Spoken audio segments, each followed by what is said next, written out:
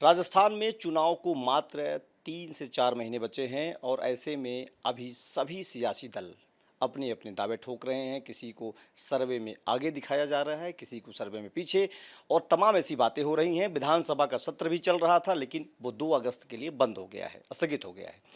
अब राजस्थान की जो पॉलिटिक्स है उस पर तो चर्चाएं होती रही हैं लगातार, लेकिन अब इसी बीच में एक लाल डायरी आ गई है।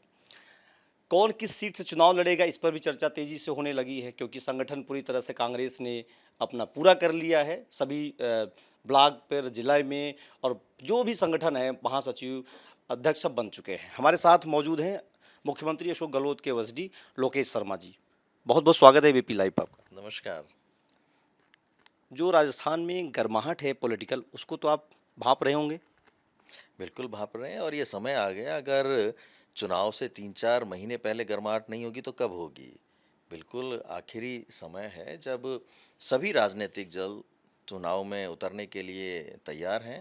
लेकिन मैं एक बात बता देना चाहता हूँ कि प्रदेश में कांग्रेस ने अपनी पूरी तैयारी कर रखी है और कांग्रेस ने अपने संगठनात्मक जो ढांचा है उसको भी मजबूत कर लिया है। जहाँ-जहाँ भी कमियां थी, जहाँ नियुक्तियां होनी थी, वो तमाम एक्सरसाइज हमारे आला कमान रंधावा जी और हमारे जो प्रदेशाध्यक्ष हैं डोटासरा जी, सभी ने मिलकर उसको पूरा कर लिया है। अब पूरी कांग्रेस एकजुट होकर चुनाव में उतरने के लिए तैयार है और हमारी सबसे बड़ी यूएसपी हमारी सरकार की योजनाएं हैं, जिनको हम आम व्यक्ति तक पहुंचाने के लिए प्रयासरत हैं। आपने देखा होगा कि पिछले महीनों यहाँ महंगाई राहत शिविर लगाए गए और ये कहना चाहता हूँ मैं कि इस पूरे देश में एकमात्र राज्य ऐसा है, आपने आज तक ना तो सुना होगा ना कहीं पढ़ा होगा कि कोई राज्य अपने प्रदेश के नागरिकों को गारंटी के साथ राहत देता हो। एकमात्र प्रदेश है राजस्थान जहां मुख्यमंत्री अशोक गहलोत की मंशा के अनुसार अपने नागरिकों को गारंटी के साथ राहत दी जा रही है। पिछले महंगाई राहत शिविरों में लगभग 1,70,00,000 परिवारों को 7.5 करोड़ से ज़्यादा गारंटी कार्ड वितरित किए जा चुके हैं। अब इतनी बड़ी संख्या में प्रदेश के नागरिकों को सीधे तौर पर लाभान्वित करने की जो मंशा है, ऐसे व्यक्ति का नाम है अशोक गहलोत। तो हमारी यूएसपी हमारा कामकाज, हमारी योजनाएं, हमारी उपलब्धि और हमारे फैसले हैं, जिन्हें लेकर हम आम जनता के बीच में जाएंगे। और मैं ये दावे के साथ कह सकता हूँ कि अगर हम इस काम को पूरी तरह से करने में सफल हुए तो निश्चित रूप से कोई ताकत ऐसी नहीं है जो सरकार की वापसी को रोक पाए। अब आप चूंकि मुख्यमंत्री के ओएसडी हैं और कांग्रेस से जुड़े भी हैं, आपने पिछले इंटरव्यू में कहा था कि बीकानेर से आपका रिलेशन हो गया है, अब जाना चाहते हैं, चुनाव लड़ना चाहते हैं। लेकिन चर्चाएं ये भी हो रही हैं कि आप कोई ऐसी सुरक्षित सीट खोज रहे हैं, राजसमंद, भीलवाड़ा, सिरोही या सीकर, जो ब्राह्मण बाहुल्य इलाके हों। हालांकि बीकानेर भी जहां आप जा रहे थे वहां भी ब्राह्मण ही ज़्यादा डोमिनेटिंग थे वोटर्स में। तो इस पे क्या चर्चा, चूँकि आप कह रहे हैं कि अब तैयारी पूरी है, तो अब आपकी क्या तैयारी है? मेरे लिए बड़ी खुशी की बात है और मुझे इस बात का फ़क्र है कि प्रदेशवासी मुझे इतना स्नेह करते हैं। ये बात ठीक है कि अलग-अलग विधानसभा क्षेत्रों से जहाँ भी मेरे शुभचिंतक हैं, वो मुझे आमंत्रित कर रहे हैं कि आप यहाँ आइए, हमारे यहाँ से चुनाव लड़िए। लेकिन आपने एक बात कही कि आप राजसमंद, आप भीलवाड़ा, यहाँ भी जा रहे हैं, तो मैं ये कहना चाहता हूँ कि मैं पूरे प्रदेश भर में घूम रहा हूँ। और मैंने एक कार्यक्रम आयोजित किया हुआ है, युवा संवाद कार्यक्रम। उस युवा संवाद कार्यक्रम के तहत मैंने 25 ज़िले अभी तक कंप्लीट कर लिए हैं और उन 25 ज़िलों के साथ-साथ लगभग 107 विधानसभा क्षेत्रों को मैं कवर कर चुका हूँ।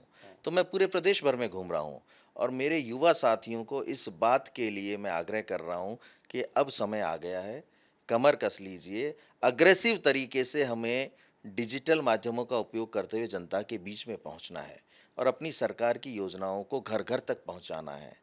अगर ये काम हमने समय रहते कर लिया, तो निश्चित रूप से कोई ताकत हमें वापसी से नहीं रोक पाएगी। तो ये मेरा एक निरंतर चलने वाला एक कार्यक्रम है जिसको लेके कि मैं पूरे प्रदेश भर में जा रहा हूँ। संवाद आप डिजिटल कर रहे हैं, लेकिन एक डायरी आ गई है। और डायरी तो आपको पता ही है डिजिटल नहीं है वो। डिजिटल होती तो प्रकाशित हो गई होती, लोगों के पास होती। आपका क्या कहना लोकेश जी, पूरे भारत की मीडिया उस डायरी के पीछे पड़ी हुई है, नेता यहाँ के पूछ रहे हैं, जनता भी पूछ रही है अब फिलहाल कि डायरी में क्या है। आपको क्या लगता है, कोई डायरी है क्या ऐसी? देखिए, मुझे लगता है कि जो भी व्यक्ति उस डायरी का नाम ले रहा है, वो क्या है इसकी वास्तविकता तो डायरी के बारे में बात करने वाला और जिससे संबंधित वो डायरी बताई जा रही है, वही बता सकता है। वो दोनों ही अधिकृत हैं वास्तविक रूप में कि जो ये कह रहा है कि मेरे पास डायरी है और डायरी में तमाम तरह के अलग-अलग जो बातें बताई जा रही हैं कि ऐसा था, वैसा था, इस बात की जो कह सकते हैं ना पुष्टि करने का काम वो जो डायरी को लेके घूम रहे हैं, जिनके पास डायरी बताई जा रही है, वो कर सकते हैं या जिनसे संबंधित बताई जा रही है, वो कर सकते हैं। लेकिन मैं ऐसा मानता हूँ कि राजस्थान एक ऐसा प्रदेश है जहाँ झूठ को बहुत लंबे समय तक नहीं चलाया जा सकता और सच को दबाया नहीं जा सकता। तो निश्चित तौर पर बहुत जल्द प्रदेश की जनता के सामने सच होगा और दूध का दूध और पानी का पानी हो जाएगा। तमाम तरह के जो आरोप लगाए जा रहे हैं उनकी सत्यता भी इस प्रदेश की जनता को समझ में आ जाएगी। गजेंद्र सिंह शेखावत कह रहे हैं कि लाल डायरी ही नहीं, नीली है, पीली और हरी, करे भी और डायरियां हैं। चूँकि आप सरकार के ओएसडी हैं, आप चीज़ों को समझते हैं, राजस्थान में लंबे समय से आप काम कर रहे हैं। क्या इसमें कोई वास्तविकता है डायरियों की, जिस तरह से बीजेपी लगातार डायरियों की चर्चा कर रही है, आपके खुद सरकार में मंत्री रहे गुड़ा जी कर रहे हैं? देखिए, ये जो नीली, पीली, हरी, गुलाबी की बातें करने वाले कपोल कल्पित तरीके से मुझे लगता है उन लोगों को किसी तरीके की जानकारी नहीं है। भारतीय जनता पार्टी का संगठन तो अपने अस्तित्व की लड़ाई लड़ रहा है। इस प्रदेश में जहां एक और केंद्रीय नेतृत्व प्रदेश की भाजपा इकाई पर भरोसा नहीं कर रहा, जहां एक और केंद्रीय नेतृत्व स्वयं कमान हाथ में लेना चाहता है, जहां स्वयं प्रधानमंत्री जी, राष्ट्रीय अध्यक्ष और अमित शाह जी लगातार दौरे कर रहे हैं और आने वाले समय में दौरे बना रहे हैं। तो ऐसे समय में भारतीय जनता पार्टी की प्रदेश इकाई अपने अस्तित्व की लड़ाई लड़ रही है और मात्र आरोपों की राजनीति कर रही है, क्योंकि आरोप लगाने के अलावा उन्होंने आज तक कोई काम नहीं किया। पिछले 4.5 वर्ष में अगर भारतीय जनता पार्टी ने विपक्ष की भूमिका निभाई हो तो मुझे कोई बताए। इसी तरीके से आपने देखा होगा, कल 25 एमपीज़ ने जो इस प्रदेश से चुने हुए हैं, उन 25 की संख्या में से बहुत सारे लोगों ने दिल्ली में प्रदर्शन किया और ये आरोप लगाया कि राजस्थान में जो कानून व्यवस्था है, उसको लेकर स्थिति ठीक नहीं है और हम यहाँ प्रदर्शन कर रहे हैं।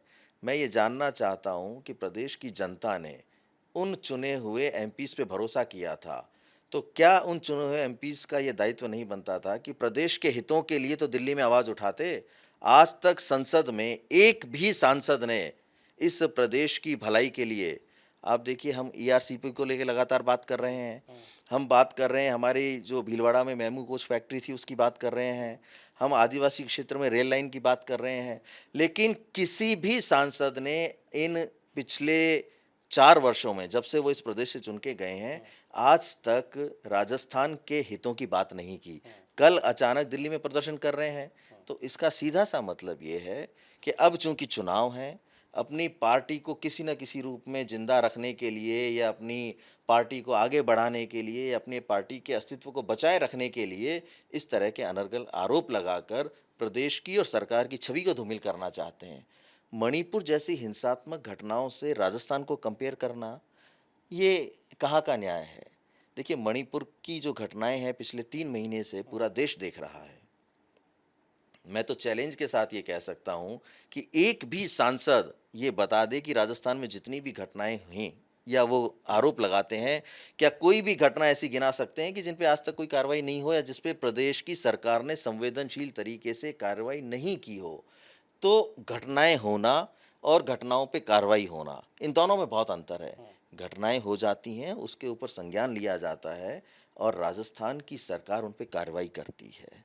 लेकिन चूंकि मणिपुर की घटनाओं को दबाना है, एकमात्र उद्देश्य भारतीय जनता पार्टी का ये है कि देश की जनता आंदोलित नहीं हो जाए, देश की जनता इतने आक्रोश में नहीं हो जाए कि भारतीय जनता पार्टी का सिर्फ प्रदेश ही नहीं, देश भर से नामो निशान खत्म हो जाए। तो ऐसी स्थिति में अपने आप को बचाए रखने के लिए ये मनगढ़ंत आरोप लगाते हैं, तरह तरह के अनर्गल बयानबाजी करते हैं। अब उनका स्थान नहीं है। आपने बात की गजेंद्र सिंह शेखावत जी की, वो यहाँ से सांसद हैं, यहाँ से केंद्रीय मंत्री हैं। आपने पिछले दिनों देखा होगा, एक वीडियो वायरल हुआ था जिसमें अपनी ही पार्टी के एक नेता को ये कहते पाए गए थे कि मैं 46,000 करोड़ रुपए ईआरसीपी के लिए दिलवा दूंगा, आप सरकार ला दो, हम सब कुछ कर देंगे। यानी प्रदेश की जनता के वो जिले जो ईआरसीपी प्रोजेक्ट से जुड़े हुए हैं, पानी के लिए मांग कर रहे हैं, उनकी सहायता की जा सकती है, काम संभव है, लेकिन करना नहीं चाहते। कहते हैं सरकार ला दो हम सब कर देंगे। तो इनकी मंशा आप देख लीजिए ना कि मंशा इनकी कितनी गलत तरीके की है। ये उस अपवित्र मंशा के साथ अपने प्रदेश का प्रतिनिधित्व करते हैं। तो ऐसे लोग जिनका ना तो लोकतंत्र में भरोसा हो, जो ना सच्चाई के साथ आगे चल सकते हों, मुझे लगता है जनता अब उनको आगे सहयोग नहीं करने वाली और इनके मंसूबों को पूरा नहीं होने देना चाहेगी यहाँ से। मुख्यमंत्री जी कब आ जाएंगे फील्ड में? क्या उम्मीद है, कब तक संभावना है? मुख्यमंत्री जी चोटिल होने के बावजूद मुख्यमंत्री निवास से लगातार कार्यक्रम कर रहे हैं, जनता से जुड़े हुए हैं। आपने देखे कि पिछली 2-3 कार्यक्रम जिसमें एक तो लाभार्थी जो पालनहार योजना से जुड़े हुए लाभार्थी हैं, उनके लिए कार्यक्रम किया गया। 147 करोड़ रुपए की राशि उनके खातों में हस्तांतरित की गई। उसके बाद एक कार्यक्रम किया गया जिसमें 50 लाख जो लोग जुड़े हुए हैं पेंशन योजना से, उनके खातों में 1000 करोड़ की राशि ट्रांसफ़र की गई।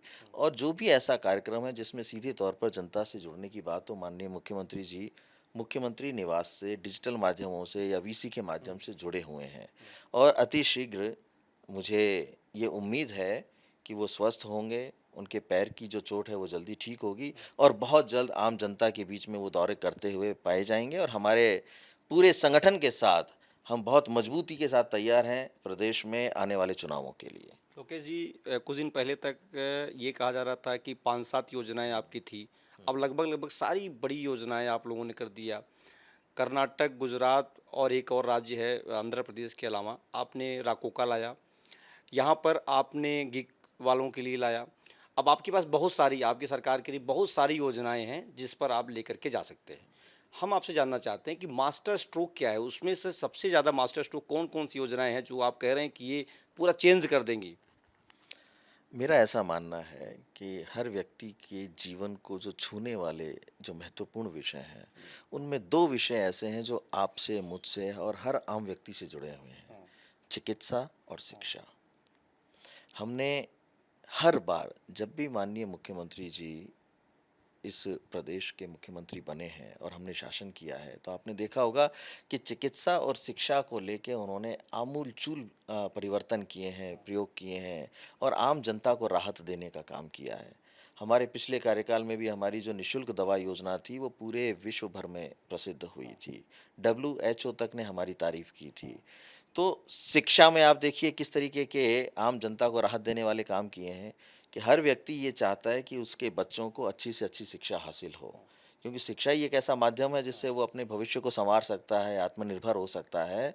तो महात्मा गांधी अंग्रेजी विद्यालय खोलकर हर व्यक्ति को ये अधिकार दे दिया कि वो अपने बच्चों को अच्छी से अच्छी शिक्षा हासिल करवा सके। क्योंकि आपने ये स्वयं ने महसूस किया होगा कि अंग्रेजी विद्यालयों की शिक्षा कितनी महंगी होती है, कितनी मोटी फीस वहाँ भरनी पड़ती है। उस चिंता से पूरी तरह से मुक्त कर दिया। दूसरी मैंने बात की चिकित्सा की। अगर किसी के भी परिजन को गंभीर से गंभीर रोग भी हो जाए, तो भी 25 लाख रुपए तक का इस हमारी चिरंजीवी बीमा योजना से उसका शुल्क निःशुल्क किया जाएगा, निःशुल्क उसका इलाज किया जाएगा। तो ऐसे व्यक्ति ने जो अपने प्रदेश की जनता को इन दोनों पहलुओं पे, इन दोनों विषयों पे पूरी तरह से चिंता मुक्त कर दे, मुझे लगता है कि हमारी ये दोनों जो विषय हैं, इनसे संबंधित योजनाएं हमारी मास्टर स्ट्रोक रहेंगी। उसके अलावा तो आप देखिए ओपीएस हमने किया, जो देश के किसी राज्य में लागू करने की हिम्मत अभी तक कोई नहीं कर पा रहा है। कांग्रेस शासित राज्यों ने किया है प्रयास, लेकिन भारतीय जनता पार्टी के कार्यकर्ता भी इस बात का मांग करते हैं, या जो कर्मचारी हैं हमारे वो भी मांग करते हैं कि जब राजस्थान लागू कर सकता है तो देश के प्रधानमंत्री क्यों नहीं कर सकते। तो ऐसी-ऐसी योजनाएँ हैं हमारी। मैंने कहा ना कि हमारी 3-4 योजनाएँ तो पूरी की पूरी गेम चेंजर योजनाएँ हैं। कोई चुनौती है सरकार के सामने? सरकार के सामने कोई चुनौती नहीं है। सरकार ने बहुत अच्छा काम किया है और मैं ये दावे के साथ कह सकता हूँ कि साढ़े 4 वर्षों के शासनकाल में पहली बार मैंने अपने राजनीतिक जीवन में, क्योंकि मैं भी पिछले 22 और 23 वर्ष से सक्रिय राजनीति में हूँ, ऐसा माहौल कि प्रदेश की जनता में सरकार के प्रति एंटी इनकम्बेंसी का माहौल नहीं है। प्रदेश की जनता कांग्रेस की सरकार की वापसी चाहती है और जब इतने सकारात्मक संकेत हमें मिल रहे हों तो इससे ज़्यादा खुशी की क्या बात हो सकती है। हम चुनौती कुछ नहीं मानते, हमारा संगठन एकजुट है, सरकार ने बहुत अच्छे काम किए हैं और इन सभी चीज़ों को लेकर हम आम जनता के बीच में जाएंगे और निश्चित तौर पर कांग्रेस की सरकार की वापसी होगी। एक आखिरी सवाल आपसे जुड़ा हुआ है, कहाँ से समझा जाए लोकेश जी कहाँ से चुनाव मैदान में, एक चूँकि उस बार चर्चा हुई थी बीकानेर को लेकर के, अब थोड़ी सी चीज़ें और हुई, अब क्या समझा जाए, फाइनल क्या है आपका? देखिए, मैंने पिछली बार भी कहा कि बीकानेर के लोग बहुत अच्छे हैं। बीकानेर में मुझे वहाँ के लोग बुलाते हैं, जब भी कोई कार्यक्रम आयोजित करते हैं या मुझे वहाँ आने के लिए आमंत्रित करते हैं, तो मैं निश्चित तौर पर वहाँ पहुँचता हूँ और बीकानेर की गलियों में मैं घूमा हूँ। लेकिन बार-बार इसी तरीके की बात करना कि मैं बीकानेर से ही चुनाव लड़ रहा हूँ, ये मैं तय नहीं कर सकता ना। इसका काम हमारे आलाकमान का है, केंद्रीय नेतृत्व का है, हमारे प्रदेश के जो संगठन के अध्यक्ष हैं, उनका है और मुख्यमंत्री जी का है। मुझे जहाँ से आदेश देंगे, क्योंकि युवाओं को आगे लाने की बात हो रही है। मैं भी एक युवा हूँ, राजनीतिक व्यक्ति हूँ। मेरी मंशा भी है कि मैं प्रदेश की सेवा करूँ एक जनप्रतिनिधि के रूप में। तो मुझे जहाँ से अवसर दिया जाएगा, जहाँ से मौका दिया जाएगा, मैं चुनाव लड़ूँगा और विधानसभा में जाकर प्रदेश की जनता की सेवा करना चाहता हूँ। ये मैंने आपको पहले भी कहा था। तो जहाँ से भी मुझे अवसर देंगे, जहाँ भी मुझे मौका देंगे, प्रदेश के बहुत सारे हिस्से ऐसे हैं जहाँ लगातार मुझे बुलाया जा रहा है। तो ये मेरा सौभाग्य होगा कि किसी भी एक जगह से अगर मुझे पार्टी मौका देती है तो मैं चुनाव लड़ूँ और जनता के बीच में उनके प्रतिनिधि के रूप में काम करने का मुझे अवसर प्राप्त हो। तो ये थे हमारे साथ मुख्यमंत्री के उसी लोकेश शर्मा जी, जिन्होंने बता दिया है कि सरकार की दो बड़ी योजनाएं शिक्षा और स्वास्थ्य मास्टर स्ट्रोक के रूप में राजस्थान में काम कर सकती हैं, और वही एक बड़ी वजह है जो सरकार के रिपीट होने की बात कही जा रही है। और इन्हीं दोनों योजनाओं को लेकर के मुख्यमंत्री भी पूरी तरह से आश्वस्त हैं कि सरकार उनकी रिपीट होने वाली है।